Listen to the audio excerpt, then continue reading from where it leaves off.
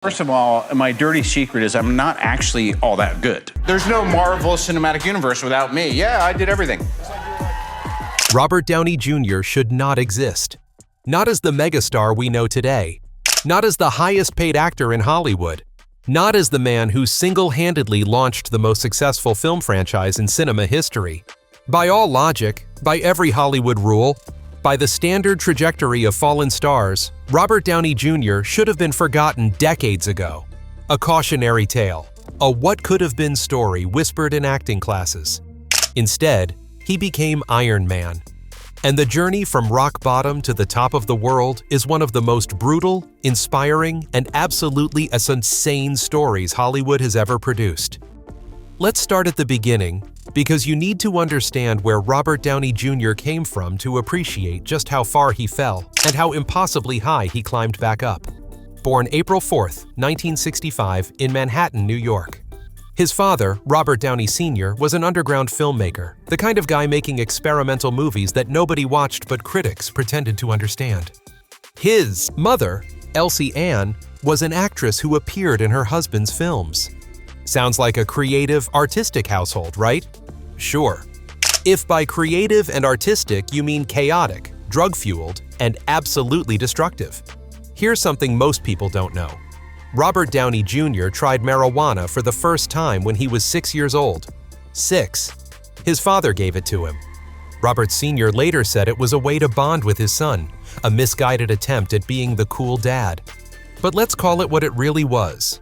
Child abuse disguised as bohemian parenting. That single decision set Robert Jr. on a path that would nearly destroy him. By the time he was 8, Robert was a regular drug user. By his teens, he was experimenting with cocaine, heroin, anything he could get his hands on. His childhood wasn't childhood. It was survival, in an environment where adults were too high to parent and drugs were more accessible than stability. Robert himself has talked about this in interviews, describing how his father's substance abuse normalized his own. How watching his dad get high made him think that's just what people did. That's just what life was. But here's the thing about Robert Downey Jr. Even as a kid drowning in addiction and dysfunction, he had talent. Undeniable, raw, magnetic talent.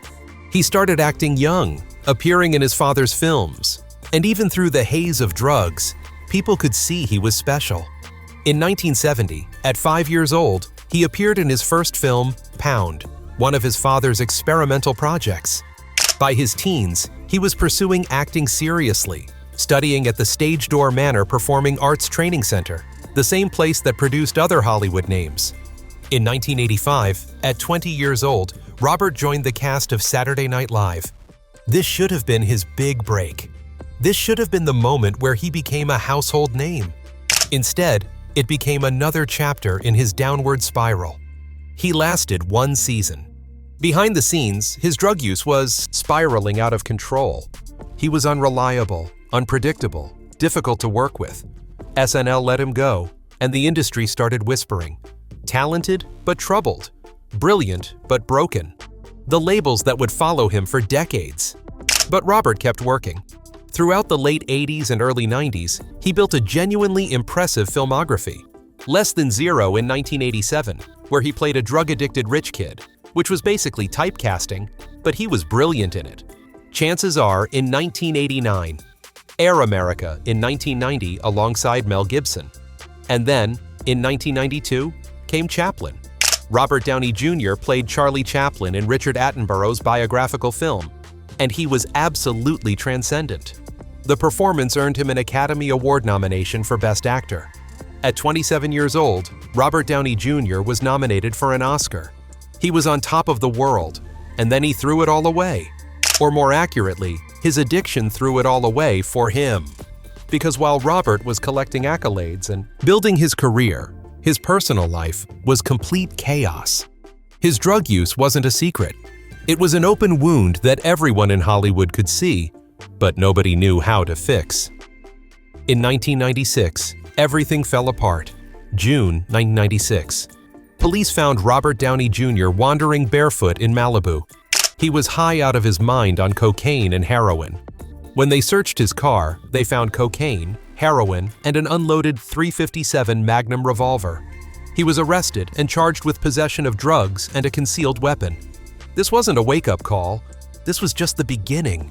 A month later, while out on bail, Robert broke into a neighbor's home in Malibu and passed out in their bed. Imagine coming home and finding Robert Downey Jr., Oscar-nominated actor, unconscious in your kid's bedroom.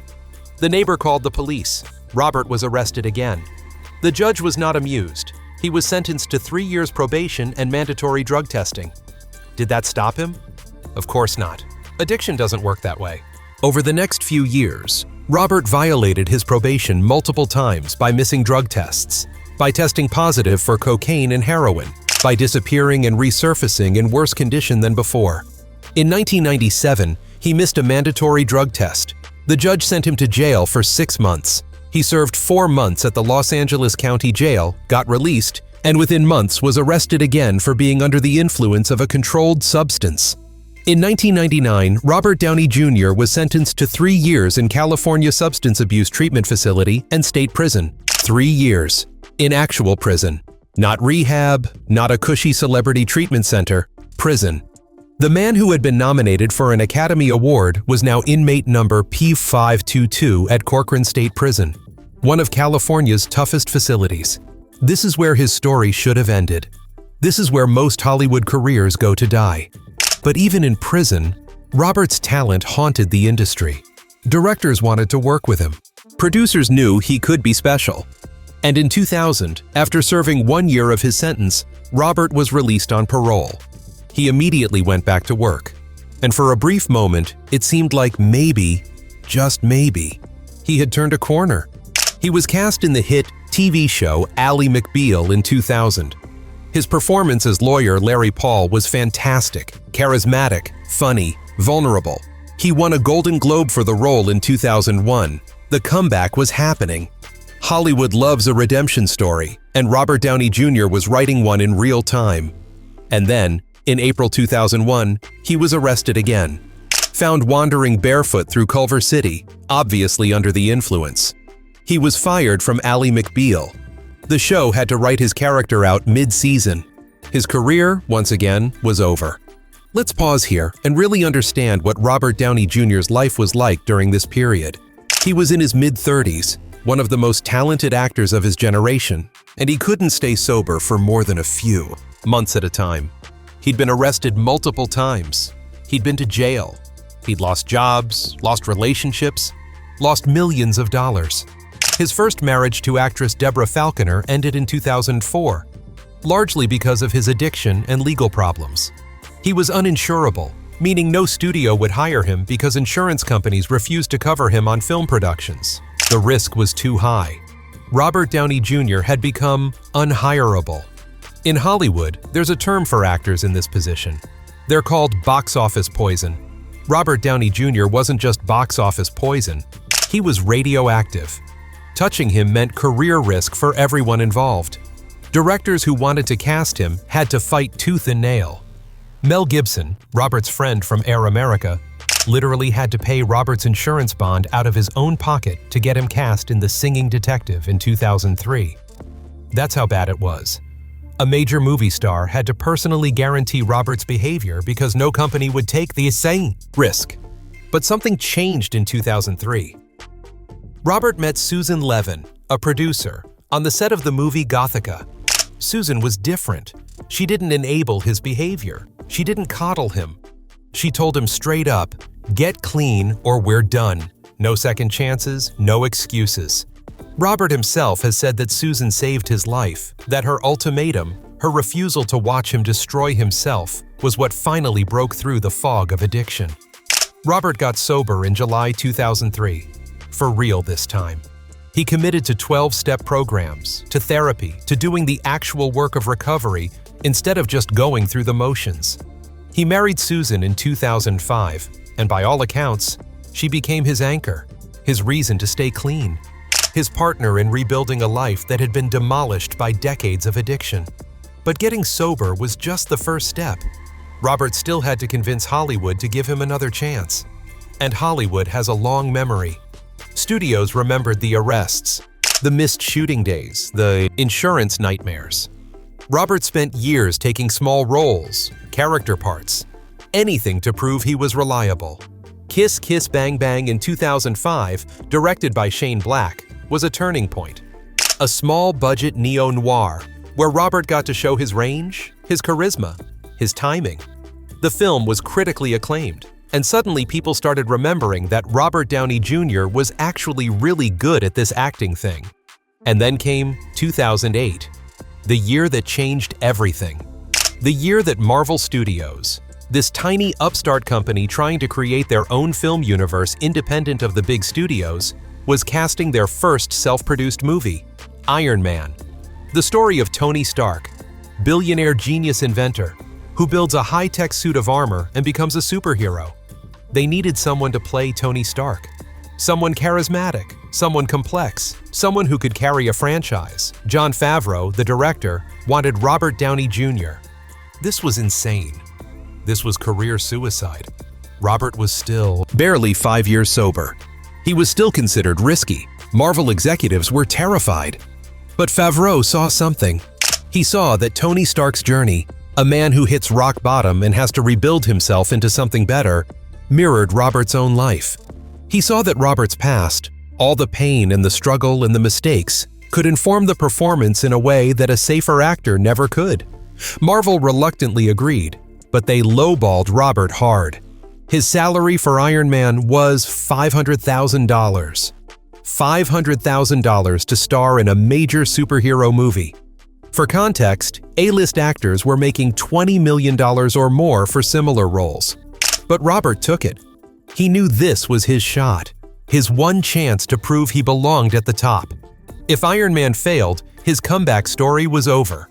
If Iron Man succeeded, everything changed. Iron Man opened on May 2, 2008, and made $102 million in its opening weekend. It went on to gross $585 million worldwide. Critics loved it, audiences loved it, and everyone agreed. Robert Downey Jr. wasn't just good as Tony Stark, he was Tony Stark. The performance was iconic, witty, vulnerable, complex. Robert brought depth to a character that could have been one-dimensional. He made Tony Stark feel real, made his journey feel earned. Suddenly, Robert Downey Jr. wasn't box office poison anymore. He was the foundation of the Marvel Cinematic Universe, Iron Man 2 in 2010, The Avengers in 2012, which made over $1.5 billion worldwide, Iron Man 3 in 2013, which made over $1.2 billion. With each film, Robert's salary increased exponentially. By the time Avengers Endgame rolled around in 2019, Robert was reportedly making $75 million for a single film, when you factored in his back-end deal and profit participation. Let that sink in for a second. Robert Downey Jr. went from being paid $500,000 for Iron Man to making $75 million for Endgame. From uninsurable to the highest-paid actor in Hollywood. From prison inmate to the face of the biggest franchise in film history. The numbers are almost incomprehensible. Between 2008 and 2019, Robert appeared in 9 Marvel films as Iron Man or Tony Stark. Those films collectively grossed over $13 billion worldwide. Billion. With a B. Robert's total earnings from the Marvel franchise, including salaries, back-end deals, and bonuses, are estimated to be between $300 million and $400 million. One role, one character, made him one of the wealthiest actors on the planet. But the money was never really the point. The point was the redemption. The point was proving that second chances are real, that you can come back from rock bottom, that your past doesn't have to define your future. Robert Downey Jr. became a symbol of hope for anyone struggling with addiction.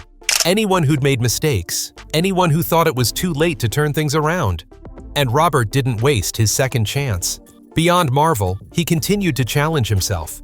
He starred in Sherlock Holmes in 2009 and Sherlock Holmes: A Game of Shadows in 2011, both massive hits. He took risks with smaller films. He used his platform to talk openly about addiction and recovery, helping reduce the stigma and showing people that it's okay to ask for help. His final appearance as Tony Stark came in Avengers: Endgame in 2019. The film ended Tony's story with a sacrifice, a heroic death that closed out the character's arc in the most emotionally devastating way possible. When Tony Stark snapped his fingers, used the Infinity Stones to save the universe, and whispered, "I am Iron Man," before dying, audiences around the world wept. Not just for the character, but for the actor who had brought him to life.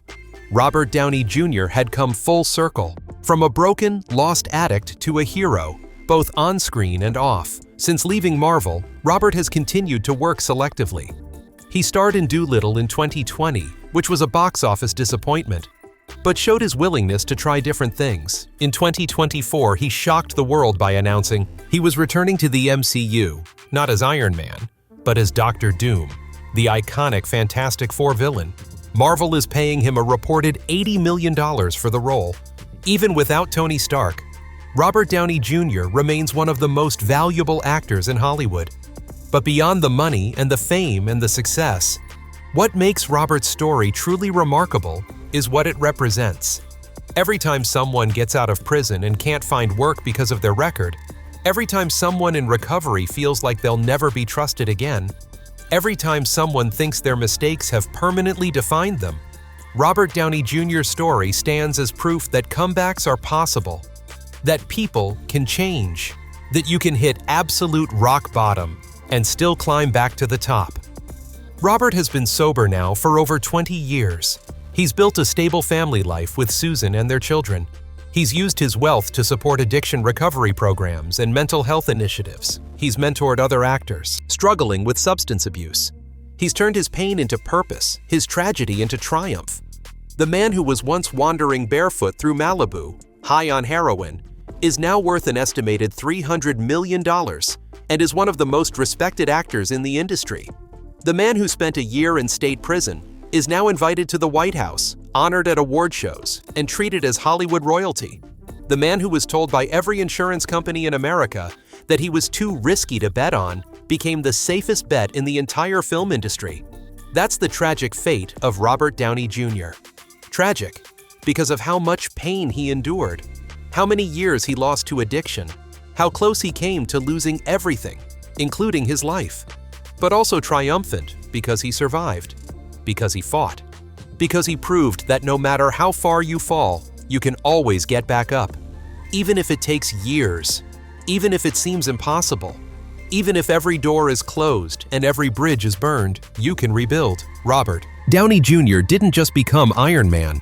He became proof that heroes are real. Not because of superpowers or special suits, but because of resilience, determination, and the refusal to give up even when giving up seems like the only option left. His story isn't just about Hollywood success. It's about human survival. And that's what makes it truly unforgettable.